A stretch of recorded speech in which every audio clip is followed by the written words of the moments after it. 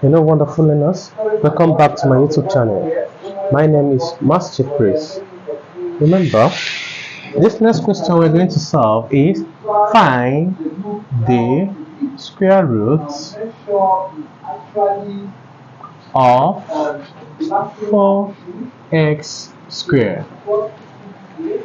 Find the square root of 4x squared. This involves number and what? Letters. It involves number and letter. Solution: 4x squared. Find the square root, which is equals to the square root. 4 is a perfect square, which you now have 2 square x squared, and this is something as square root of 2 square times x squared,